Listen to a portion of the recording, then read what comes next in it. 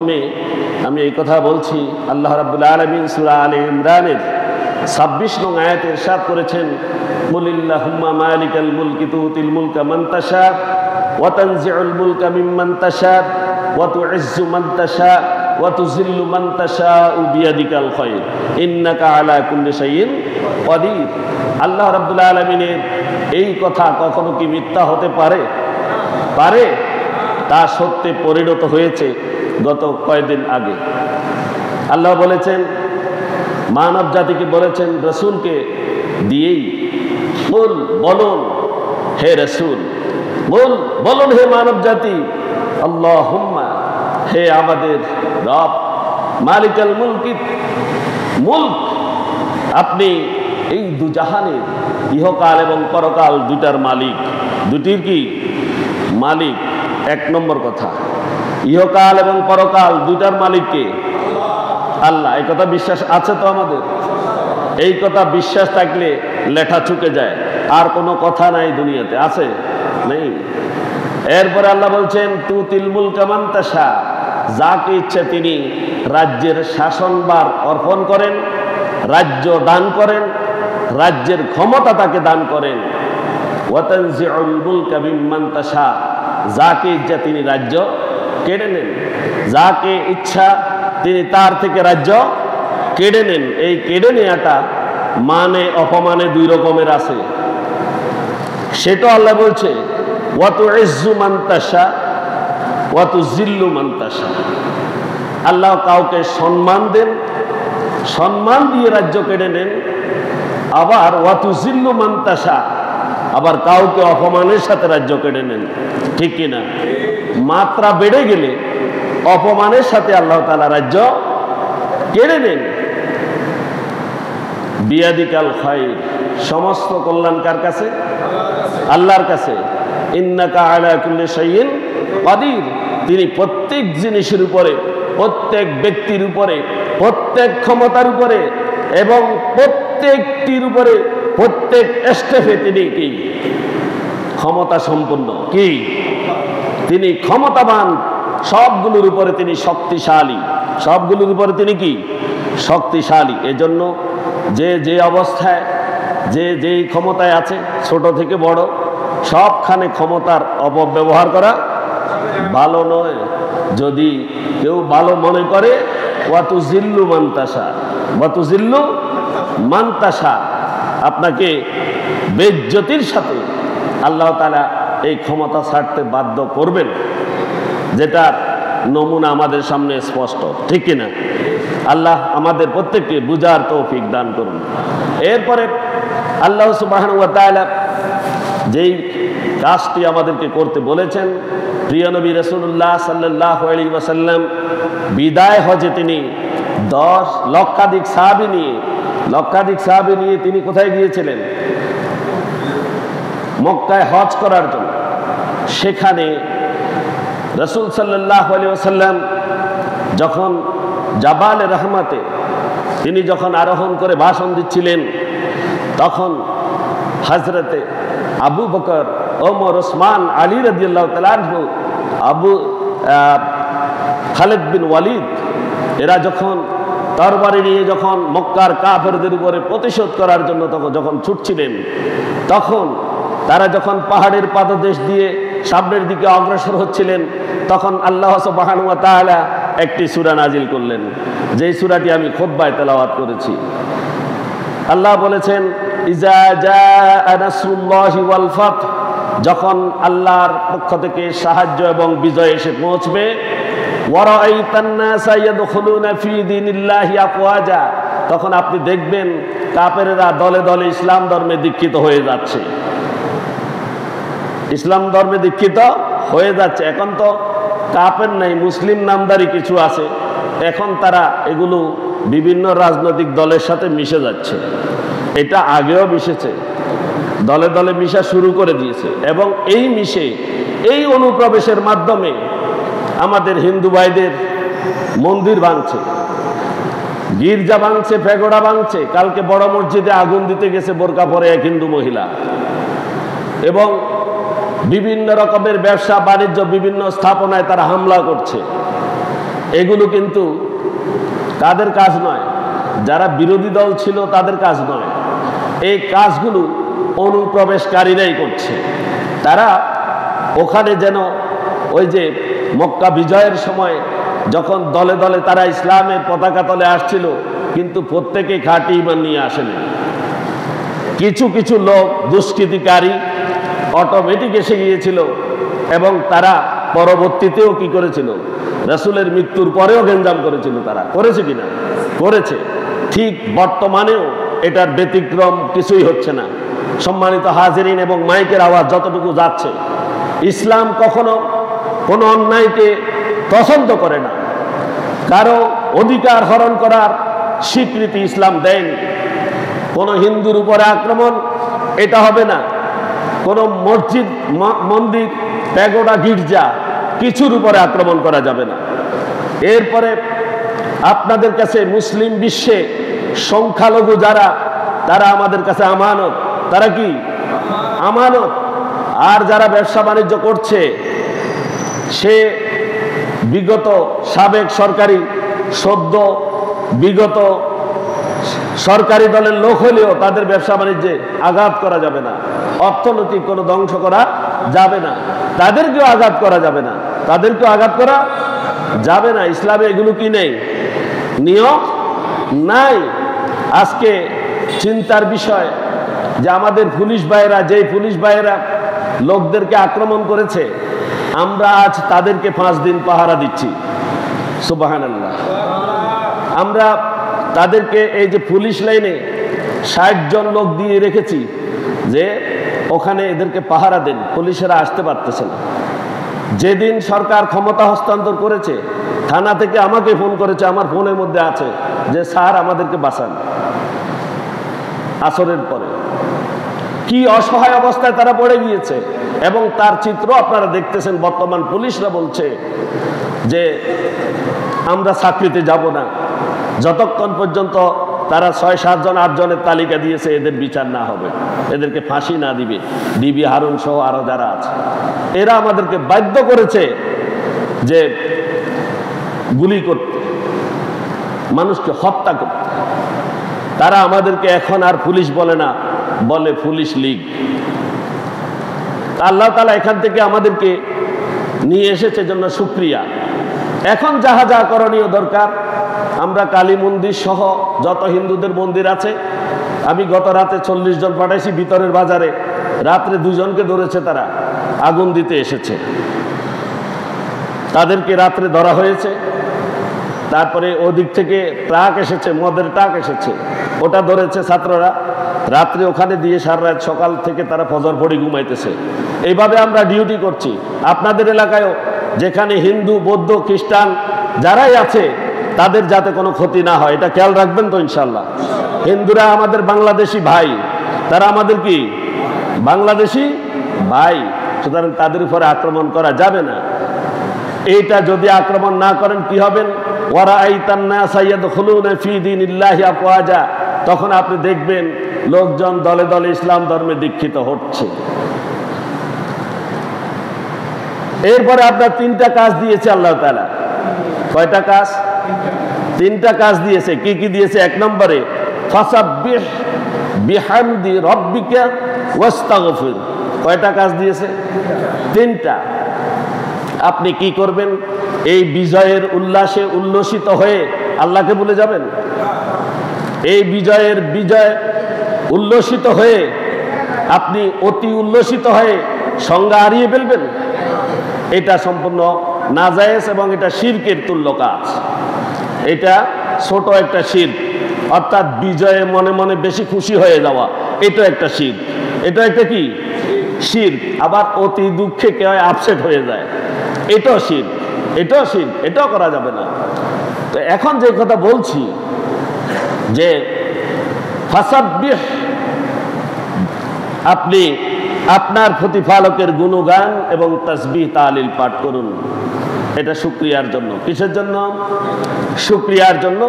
আপনি গুণগান পেশ করুন আল্লাহ রাব্বুল আলামিনের এবং তাসবিহ তাহলিল ক্রমে আপনি পাঠ করতে থাকুন। দ্বিতীয় হচ্ছে বিহামদি, আপনি আপনার রবের প্রশংসা করুন, শুকরিয়া আদায় করুন। কি করুন?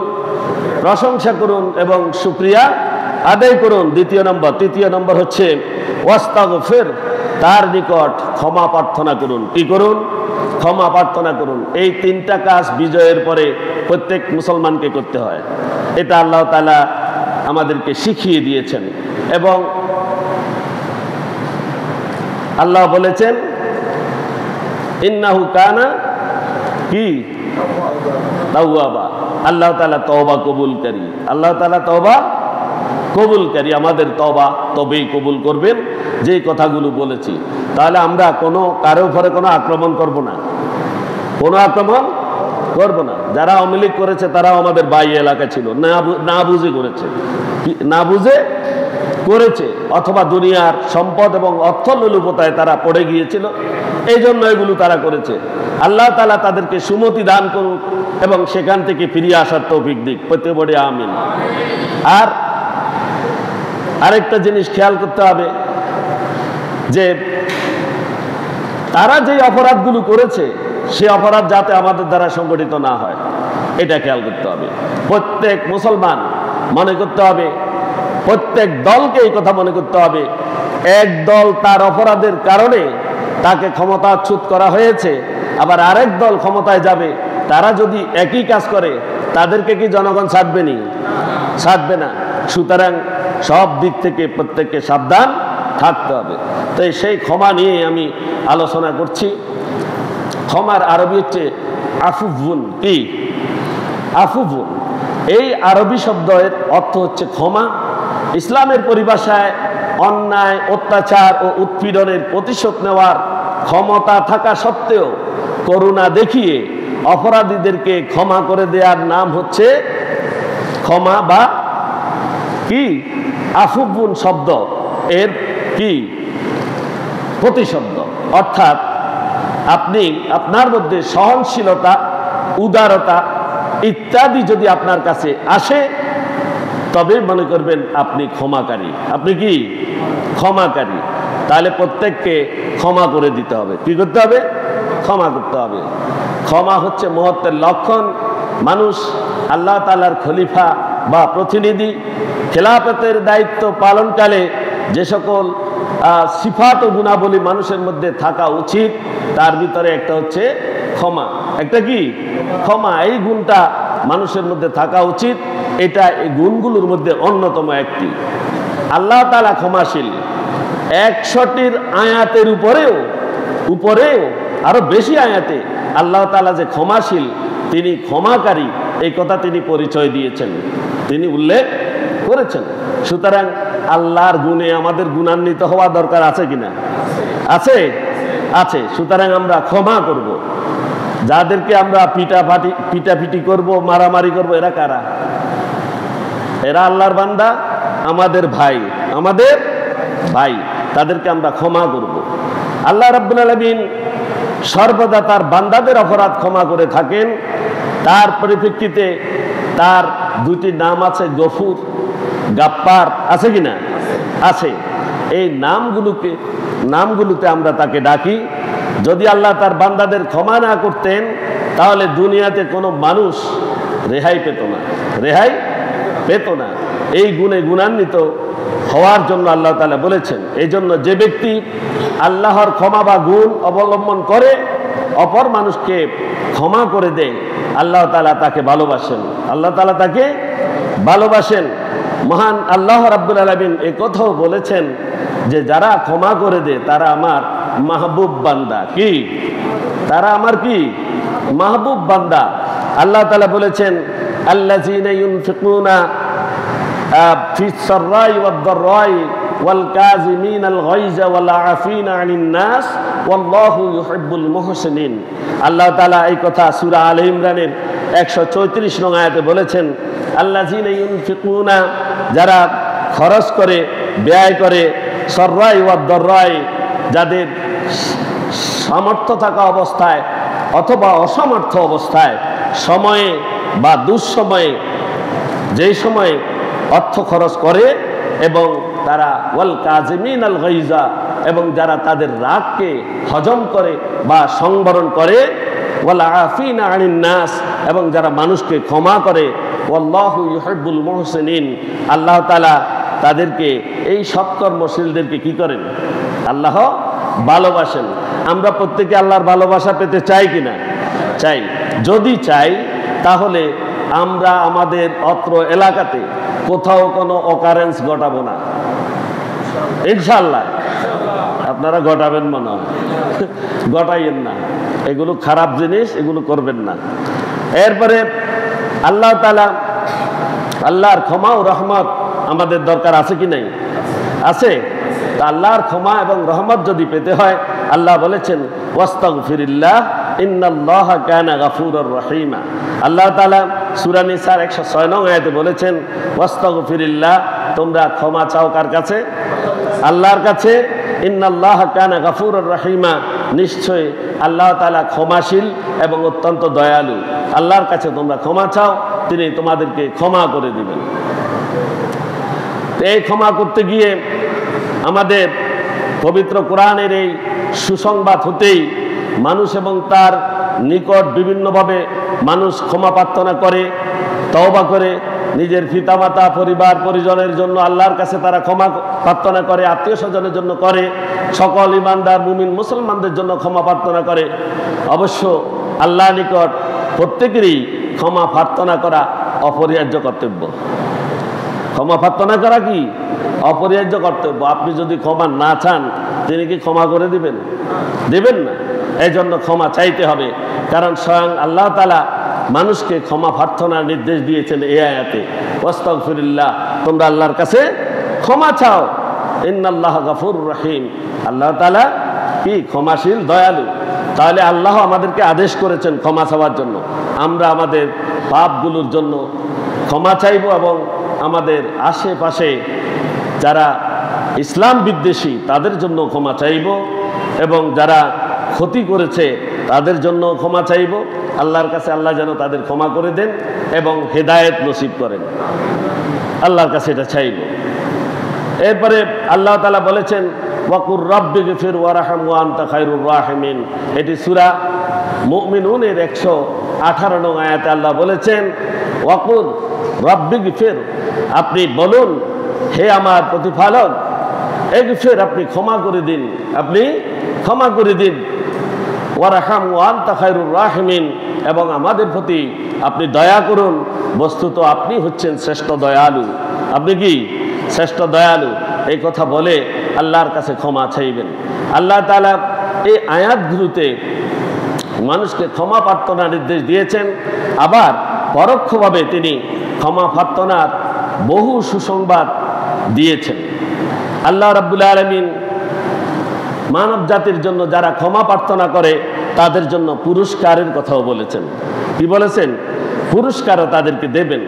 আল্লাহ সূরা মুলকের 12 নং আয়াতে ইরশাদ করেছেন ইন্নাল্লাযীনা ইয়াখশাউনা রাব্বাহুম বিল গায়ব লাহুম মাগফিরাতুন ওয়া আজরুন কাবীর। আল্লাহ তাআলা মানব জাতিকে বলছেন ইন্নাল্লাযীনা ইয়াখশাউনা, নিশ্চয়ই যারা আল্লাহকে ভয় করে, নিশ্চয়ই যারা আল্লাহকে ভয় করে, আল্লাহ ভয় করে, রাব্বাহুম, তাদের প্রতিপালককে, বিল গায়বে, না দেখে।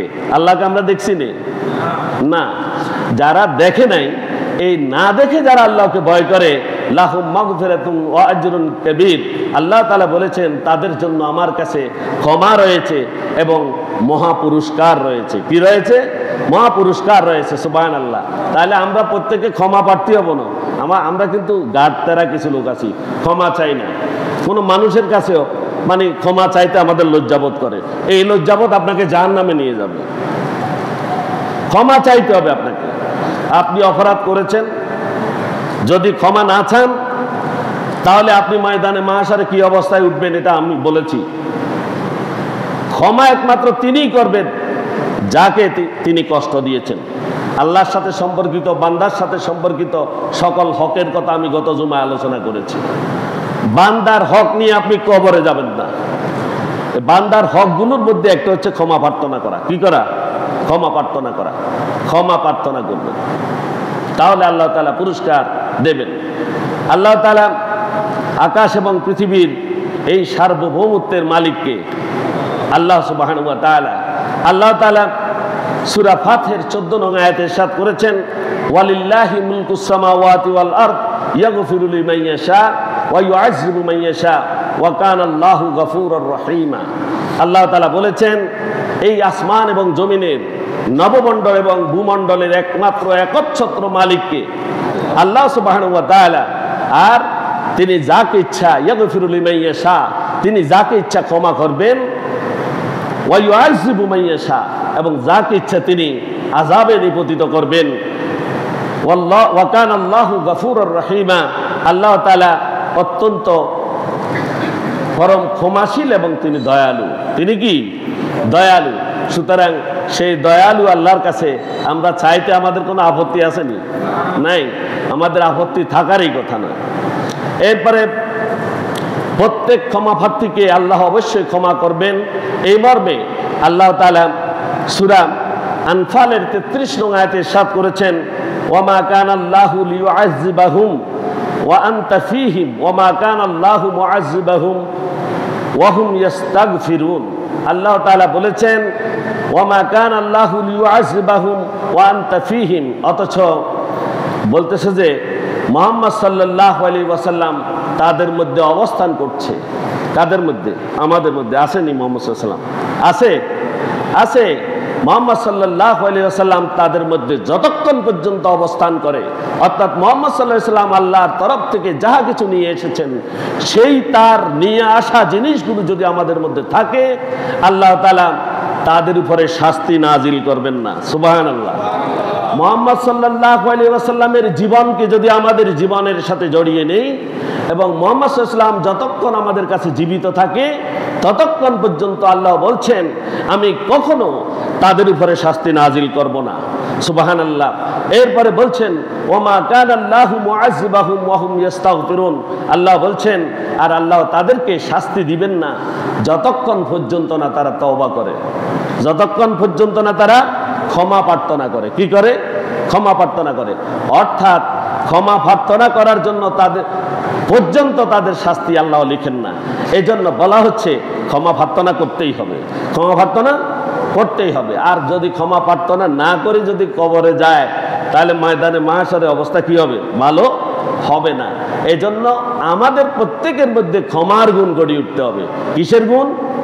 ক্ষমার গুণটা গড়ে উঠতে হবে, যে আমি নিজে ক্ষমা করব, আবার নিজে অন্যায় করলে ক্ষমা চাইব, ক্ষমা চাইব। এগুলো আমাদের অত্যন্ত প্রয়োজন। এই জন্য আমরা ক্ষমার সাথেই থাকব। আল্লাহ সুবহানাহু ওয়া তাআলা আরো বলছেন যে সূরা আনফালের 38 নং আয়াতে বলেছেন, কুল্লিল লাযিনা কাফারু ইন ইয়ানতাহু ইয়াগফার লাহুম মা কাদ সালাফা। আল্লাহ তাআলা বলেছেন, তুমি কাফেরদের বলে দাও, যদি তারা বিরত হয় ইসলাম কবুল করা থেকে, যদি তারা দূরে থাকে, আল্লাহর দিন থেকে যদি তারা দূরে থাকে, তাহলে তাদের কি, যদি আল্লাহর দিনের কাছাকাছি তারা এসে যায়, তাদেরকে আল্লাহ বলছেন আমি তাদেরকে ক্ষমা করে দেব। ক্ষমা করা হবে তাদেরকে। কি করা হবে? ক্ষমা করা হবে। এখন ইসলাম থেকে ইসলাম কবুল করা আর ইসলাম কবুল না করা কি? এটা কি? এটা কি? ঈমান গ্রহণ করছে কিন্তু ইসলাম নাই। ঈমান গ্রহণ করছে, বলে আমি মুমিন, তার মধ্যে ইসলাম নাই। তার মধ্যে কি নাই? ইসলাম নাই। সে বে ইসলাম। ইসলামের কথা শুনলে সে কি, তার পিঠ জ্বলে উঠে, তার মাথা গরম হয়ে যায়। ইসলামের কথা বললে তার মধ্যে ইসলাম নাই। এমনি তার নাম রাখছে মাতা পিতা নুরুল ইসলাম। কি রাখছে? নুরুল ইসলাম, শামসুল ইসলাম, এরকম নাম রাখছে। সে মনে করে সে ইসলামের মধ্যে আছে। ইসলামের কথা শুনলে তার মাথা গরম হয়ে যায়। কি হয়ে যায়? মাথাটা গরম হয়ে যায়। আল্লাহ বলছেন তুমি ইসলামকে কবুল করো, তাহলে আমি তোমাকে ক্ষমা করব। আমি তোমাকে ক্ষমা করব। কে বলছেন? আল্লাহ বলছেন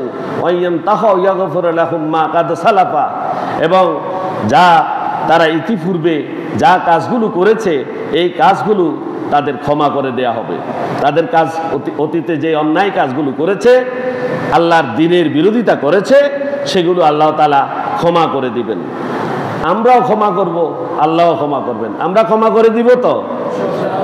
ক্ষমা করে দেব না?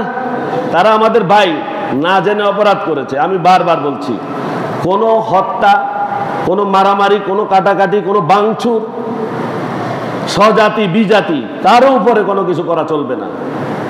ইসলাম সেটি নিষিদ্ধ ঘোষণা করছে। তাছাড়াও আরো ভয়ঙ্কর অবস্থা, প্রশাসনের সাথে আমরা বৈঠকে বসেছি। প্রশাসন আমাদেরকে এভাবেই বলে দিয়েছে যে কারো যদি অকারেন্সের কোনো মুসলমানের, কোনো টুপিওয়ালার অথবা কোনো দাড়িওয়ালার অথবা কোনো মুসলমানের কোনো অকারেন্সের ছবি যদি তাদের কাছে পৌঁছায়, পশ্চিমারা এবং ভারত এরা মুসলমানদেরকে উল্টিয়ে ফেলবে, ঠিক কিনা? কেউ মুসলমানের পক্ষে নেই। সুতরাং তারা চেষ্টা করছে মুসলমানদেরকে সন্ত্রাসী, জঙ্গি হিসেবে দেখানোর জন্য। আমরা তাদের সেই পাতানো ফাঁদে পা দেব না, ঠিক কিনা? আমাদের যুবক এবং কিশোর যারা আছে প্রত্যেককে বলছি, গড্ডালিকা প্রবাহে গা ভাসিয়ে দেয়া যাবে না। কেউ হু হু করে একদিকে ছুটছে, আমিও ছুটবো না, আগে দেখব সে কি করছে, সে কি করছে চিন্তা করব। যদি খারাপ হয় তাকে বাধা দিব, তাকে বাধা দিব, নিজে গিয়ে সেখানে ঢুকে যাব না। এই ধরনের অকারেন্স থেকে বেঁচে থাকতে হবে। আর যদি কেউ করে ফেলে তাকে ক্ষমা করতে হবে। কি করতে হবে? ক্ষমা করতে হবে, বুঝাতে হবে। আল্লাহর নিকট একনিষ্ঠ চিত্তে ক্ষমা প্রার্থনা করলে আল্লাহ রাব্বুল আলামিন মানুষের ক্ষমা করে দিবেন। কেননা আল্লাহ পাক কোরআনের প্রায় শতাধিক, আমি আগেই বলেছি, শতাধিক স্থানে আল্লাহ বলেছেন যে ক্ষমার কথা। আল্লাহ বলেছেন যে সূরা হিজরের 49 নং আয়াতে বলেছেন, নাব্বি ইবাদি আন্নী আনাল গফুরুর রহিম।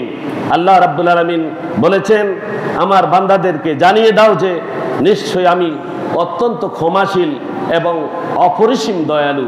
আমি খুব বেশি এই মানুষকে দয়া করি। অন্য আয়াতে আল্লাহ বলেছেন, আফালা ইয়াতুবুনা ইলাল্লাহি ওয়া ইস্তাগফিরুনাহু ওয়াল্লাহু গফুরুর রহিম।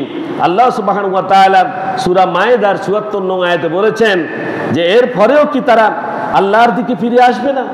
এত কিছু দৃষ্টান্ত আমি তাদের সামনে উপস্থাপন করেছি, যে এত কিছু তাদেরকে আমি দেখাচ্ছি, এর পরেও এই জাতি কি আমার দিকে ফিরে আসবে না? তারা কি তওবা করবে না? কে বলছেন?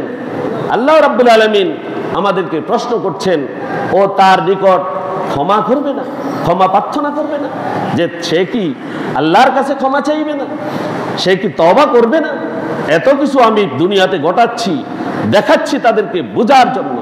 যদি এর পরেও তারা না বুঝে, আর আল্লাহ বলছেন আমি তো ক্ষমাশীল দয়াবান, তাদেরকে বলছি, তাদেরকে দেখাচ্ছি, এর পরেও তারা তওবা করে তারা ফিরে আসুক, আমার তওবার দরজা তাদের জন্য খোলা রয়েছে।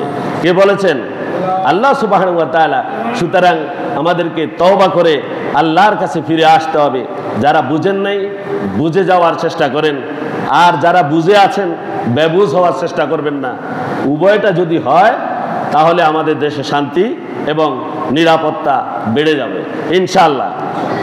এরপরে আল্লাহ সুবহানাহু ওয়া তাআলা সূরা বনী ইসরাঈলের ৪৪ নং আয়াতে ইরশাদ করেছেন, ইন্নাহু কানা হালিমান গফুরা। আল্লাহ বলেছেন আল্লাহ তাআলা অত্যন্ত সহনশীল এবং ক্ষমাপরায়ণ। এই আল্লাহর গুণে আমাদের প্রত্যেককে গুণান্বিত হতে হবে, প্রত্যেককে সহনশীল হতে হবে এবং অন্যের প্রতি ক্ষমাপরায়ণ আমাদেরকে হতেই হবে ইনশাআল্লাহ। আমরা ক্ষমা করব তো? কারা কারা চাই? ক্ষমা করব। আমরা কোনো অঘটন ঘটাবো না, ঠিক কিনা? কোনো অঘটন ঘটাবো না, আমরা তাদেরকে বোঝাবো। যদি তারা না বোঝে, যেভাবে বোঝানো যায় সেভাবে বোঝাবেন। এরপরে বান্দার প্রতি আল্লাহর দয়া অনুগ্রহ অপরিসীম। আল্লাহ সুবহানাহু ওয়া তাআলা সূরা জুমারের ৫৩ নং আয়াতে ইরশাদ করেছেন, কুল ইয়া ইবাদিয়াল্লাযিনা আসরাফু আলা আনফুসিহিম লা তাকনাতু মির রাহমাতিল্লাহ ইন্নাল্লাহা ইয়াগফিরুয যুনুবা জামিআ ইন্নাহু হুয়াল গফুরুর রহিম।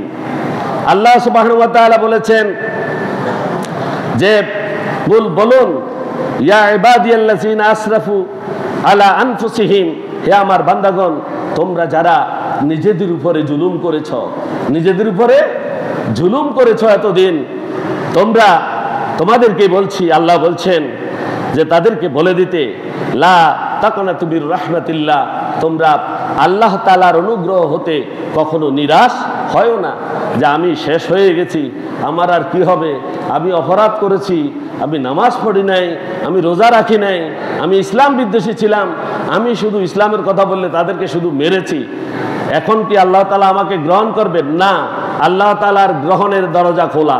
কি খোলা? আল্লাহ তাআলা নিরাশ হতে নিষেধ করেছেন, তওবা করে ফিরে আসতে বলেছেন। ইন্নাল্লাহা ইয়াগফিরুয যুনুবা জামিআ, আল্লাহ তাআলা তাদের যদি ঠিক মতো খালেস মতো যদি তওবা করে, তারা যদি ফিরে আসে, আল্লাহ তাআলা তাদের সমস্ত অতীত জীবনের সব গুনাহ তিনি ক্ষমা করে দিবেন।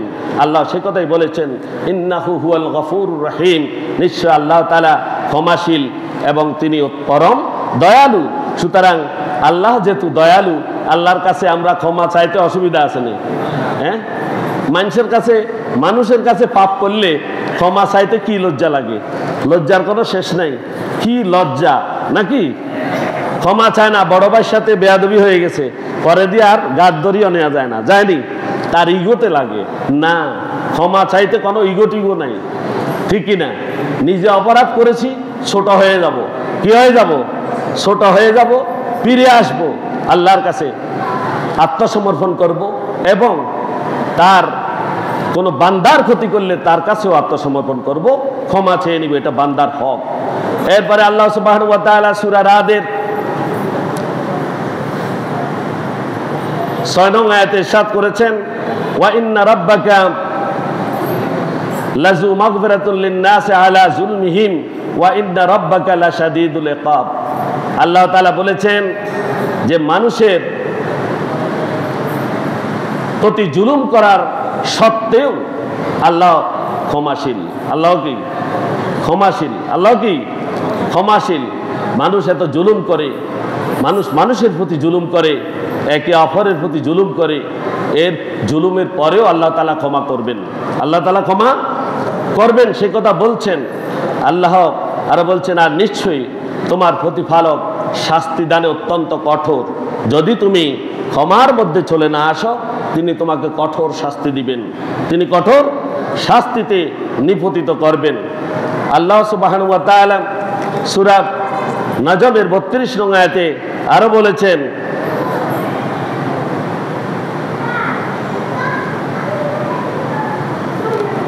যে আল্লাহ তাআলা বলেছেন, আল্লাযীনা ইয়াজতানিবুনা কাবাইরাল ইসমি ওয়াল ফাওয়াহিশা ইল্লাল্লাহ ইন্না রাব্বাকা ওয়াসিউল মাগফিরা। আল্লাহ তাআলা বলেছেন, যারা বড় বড় গুনাহ ও অশ্লীল কাজ থেকে বেঁচে থাকে, ছোটখাটো অপরাধ করলেও নিশ্চয়ই তোমার পালনকর্তার ক্ষমা সুদূর বিস্তৃত। আল্লাহ তাআলার ক্ষমা বিস্তৃত, পুরা পৃথিবী ব্যাপী। এই প্রশ্নটার উত্তর পরে দেয়া হবে ইনশাআল্লাহ। আর কি প্রশ্ন আসছে? এরপরে আমি দুটি হাদিস বলছি, যে আন আয়েশা রাদিয়াল্লাহু তাআলা আনিন নবী সাল্লাল্লাহু আলাইহি ওয়াসাল্লাম ক্বালা সাদ্দিদু ওয়া কারিবু ওয়া বিশরু ফা ইন্নাহু লা ইয়াদখুলু আহাদাল জান্নাহ আমালুহু। ক্বালু ওয়ালা আনতা ইয়া রাসূলুল্লাহ? ক্বালা ওয়ালা আনা ইল্লা আন ইয়াতাগাম্মাদানি আল্লাহু বিমাগফিরাতিন ওয়া রাহমাহ। হযরতে আয়েশা সিদ্দিকা রাদিয়াল্লাহু তাআলা আনহা থেকে বর্ণিত, তিনি বলেন যে রাসূল সাল্লাল্লাহু আলাইহি ওয়াসাল্লাম ইরশাদ করেছেন, সাদ্দিদু ওয়া কারিবু, তোমরা ঠিকভাবে নিয়মিত কাজ করে যাও, তোমাদের রুটিন মতো ঠিক কাজগুলো করে যাও। এখন ঠিক কাজ কি সেটা তো জানিনি। ঠিক কাজ কি? আজকে সকালবেলা ফজরের সালাত পড়ে নাই এরকম অনেক আসেনি? এই মসজিদে এখন অনেক মুসল্লি, কিন্তু ফজরের সময় আমার সন্দেহ 2 কাতার হয়েছে কিনা, 1 কাতারও হয় নাই, 1 কাতারও ফুরে নাই। তাহলে ঠিক কাজ কেমনি হলো? ঠিক কাজ তো নাই, আসেনি? ঠিক কাজ করবো কিনা?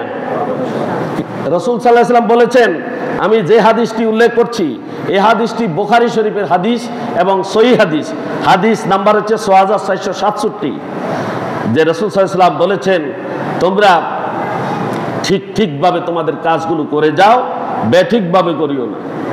এরপরে ওয়াবশিরু, যদি ঠিকভাবে করো তাহলে তোমরা সুসংবাদ গ্রহণ করো। ফাইন্নাহু লা ইয়াদখুলু আহাদাল জান্নাহ আমালুহু, তোমাদের কোন আমলগুলো তোমাদেরকে জান্নাতে নিয়ে যাবে না। কালু, রাসূল সাল্লাল্লাহু আলাইহি ওয়াসাল্লামের সাহাবীরা রাসূলকে জিজ্ঞাসা করলেন, ইয়া রাসূলুল্লাহ ওয়ালা আনতা ইয়া রাসূলুল্লাহ, আপনিও কি জান্নাতে যেতে পারবেন না? যদি আপনার আমলগুলো ঠিকঠাক না হয় আপনিও কি জান্নাতে যেতে পারবেন না? ক্বালা রাসূলুল্লাহ সাল্লাল্লাহু আলাইহি ওয়াসাল্লাম, রাসূল সাল্লাল্লাহু আলাইহি ওয়াসাল্লাম বললেন, ওয়ালা আনা, আমিও না। নাউযুবিল্লাহ বলেন, আমিও না। অথচ রাসূল বলছেন, ইল্লা আইয়াতাগাম্মাদানি লিল্লাহু বিমাগফিরাতিন ওয়া রাহমা, অথচ আল্লাহ সুবহানাহু ওয়া তাআলা তার ক্ষমা ও রহমত দ্বারা আমি মুহাম্মদ সাল্লাল্লাহু আলাইহি ওয়াসাল্লামকে আবৃত করে রেখেছেন। তোমাদেরকেও এরকম আবৃত রেখেছেন, আমাকেও রেখেছেন। আমার প্রতি আল্লাহ তাআলার দয়া দৃষ্টি বেশি, তবু আমিও জান্নাতে যেতে পারবো না যদি কাজগুলো ঠিকঠাক মতো না হয়। এখন আমরা ঠিকঠাক মতো কাজ করতে রাজি আছি কারা? হাত উঠান।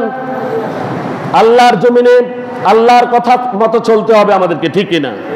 আর কারো কথা শোনা যাবে না, কারো কথা শুনবো না, আল্লাহর কথার উপরে কারো কথা শুনবো না। যদি শুনি আমাদের ঠিকঠাক কাজ হবে না, আর যদি ঠিকঠাক কাজ না হয় রাসূল বলছেন তিনিও জান্নাতে যাবেন না। নাউযুবিল্লাহ।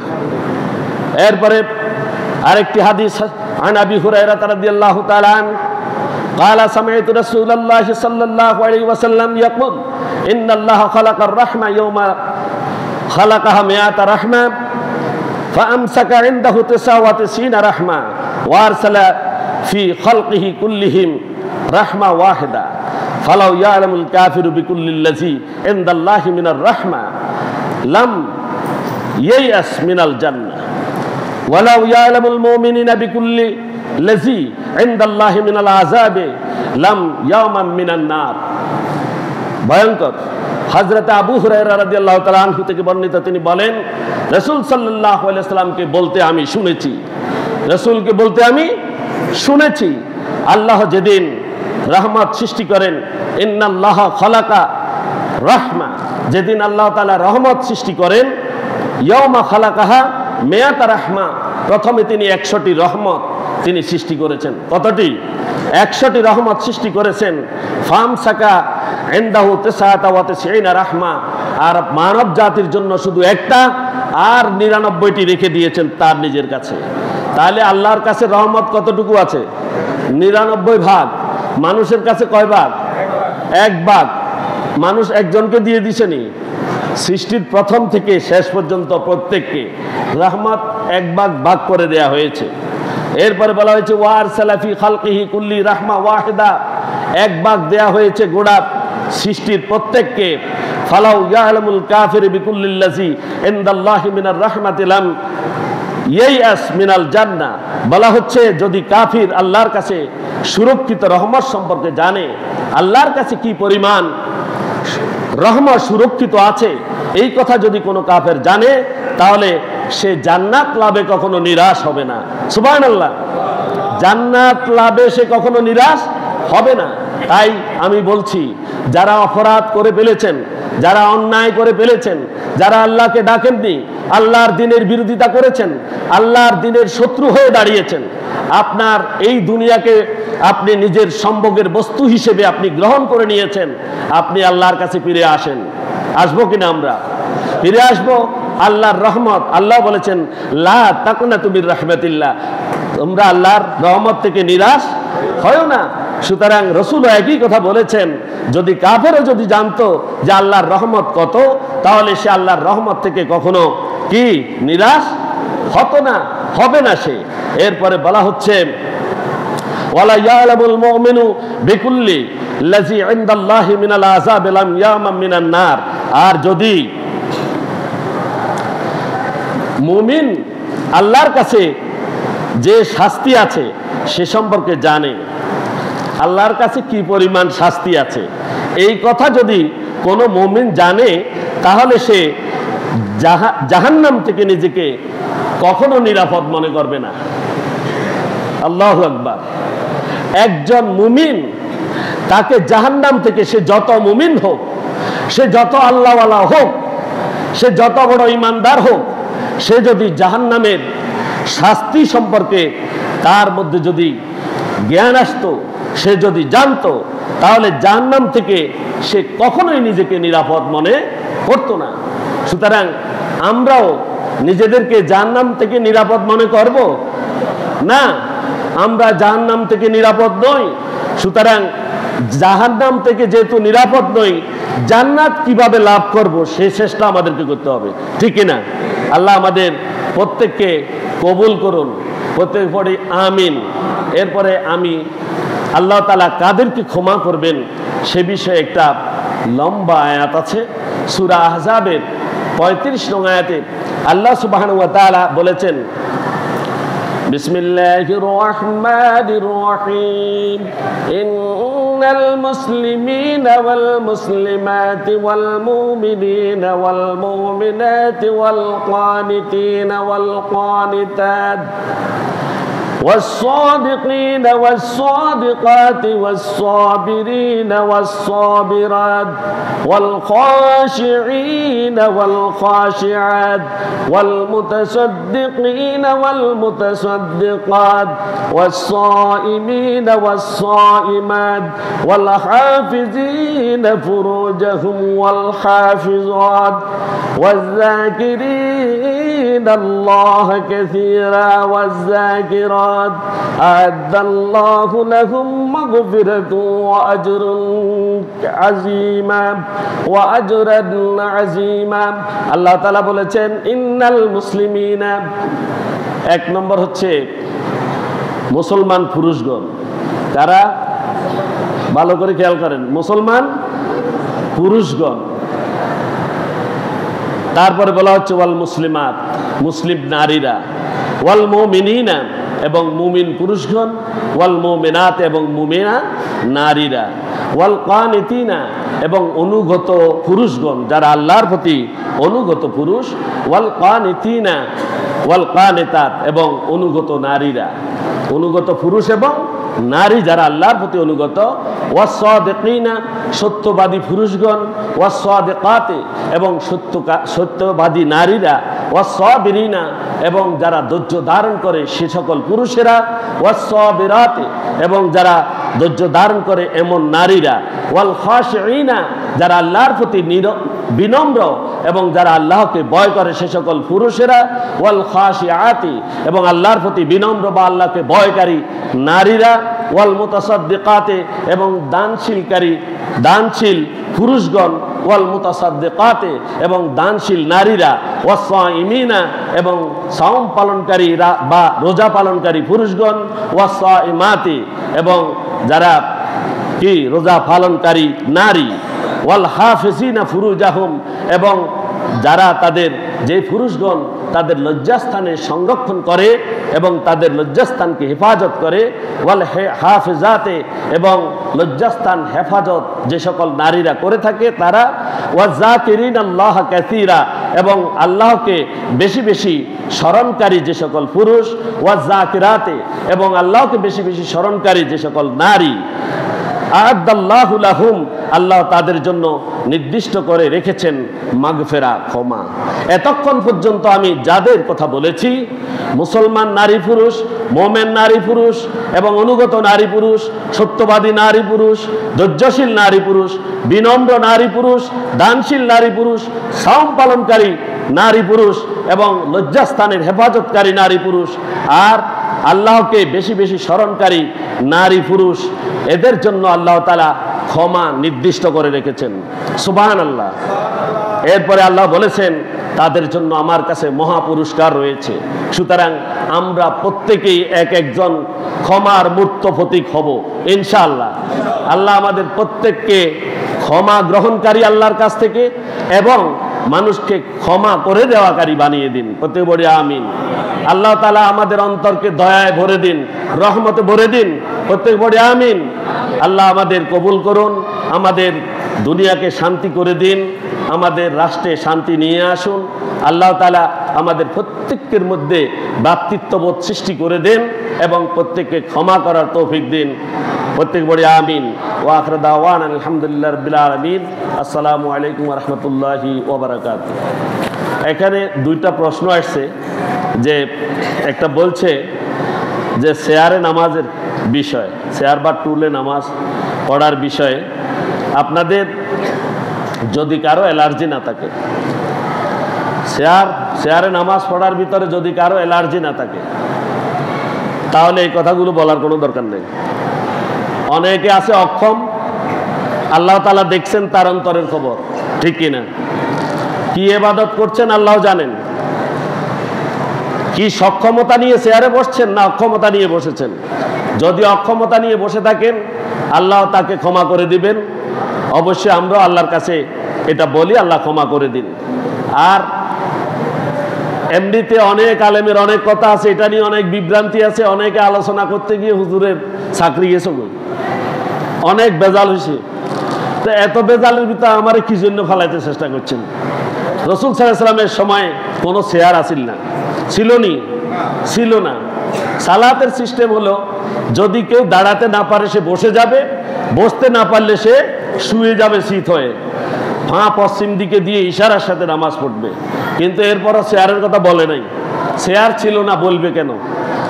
এরপরে আমাদের এখানে যেহেতু আমাদের বর্তমান সমাজে চেয়ার প্রচলন হয়েছে, চেয়ার এসেছে, অক্ষম ব্যক্তিরা যদি পড়ে আল্লাহু আলাম, আল্লাহ ভালো জানেন, আল্লাহর উপরে ছেড়ে দেন। আর কেউ যদি সক্ষমতা নিয়ে নামাজ পড়েন আপনার নামাজ হবে না।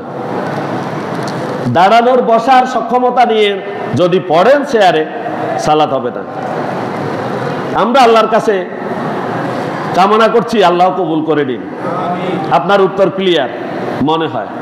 বৈষম্য বিরোধী ছাত্র আন্দোলনে যারা শহীদ হয়েছে এবং যারা আহত হয়েছে তাদের জন্য দোয়া করার বিনীত অনুরোধ রইল। তাদের জন্য আমি খুতবার শুরুতে দোয়া করেছি। আল্লাহ তাদের প্রত্যেককে শহীদের মর্যাদা দান করুন। আল্লাহ তাআলা তাদের জিন্দেগির সমস্ত গুনাহ মাফ করে দিন। আল্লাহ তাআলা নবী রাসূলদের সাথে তাদের স্থান করে দিন। আল্লাহ তাআলা তাদের রক্তের বদৌলতে এই বাংলাদেশে ইসলামকে প্রতিষ্ঠা করে দিন। ওয়া আখিরু দাওয়ানা আলহামদুলিল্লাহি রাব্বিল আলামিন। আসসালামু আলাইকুম ওয়া রাহমাতুল্লাহি ওয়া বারাকাতুহু।